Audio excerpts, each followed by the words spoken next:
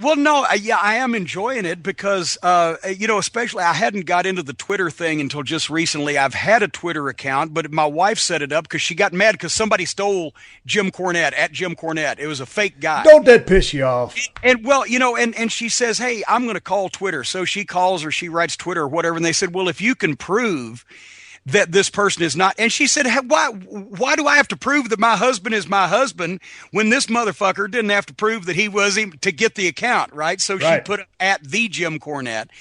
And I don't know how to use these smartphones. So every once in a while we're riding in the car and she'd say, "Well, so and so said such and such," and I said, "Well, Twitter back this."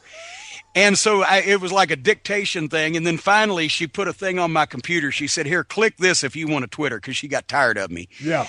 And so now I'm doing it. I'm having fun with it. It's great interaction with the fans.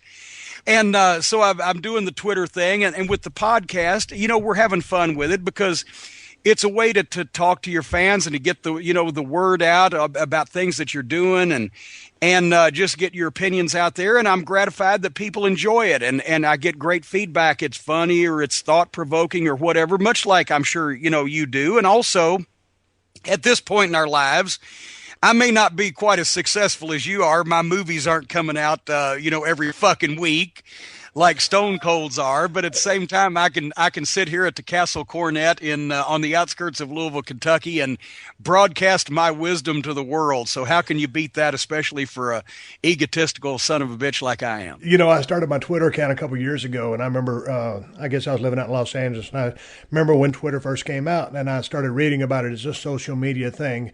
And when to send a message, it is called a tweet.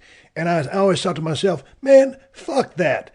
I'm going to send a tweet. I'm kind of like, figure myself one of those macho motherfuckers. I'm Yeah, not going to yeah. send no fucking tweet.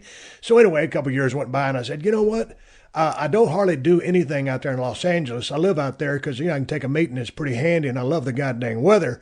So anyway, it ain't like I got to live in LA, but since I am out there, I don't do fuck all. I don't go try to get my picture taken by TMZ and say I'm going to be here and all that other bullshit. But I need some way to maintain some type of communication with my fan base. And so I started mine a couple of years ago. And I fall in love with it. And, I try to read every single mention that I can and go over my tweets every day. And I try to stay active in it and promote all my stuff. But I just enjoy talking to the people.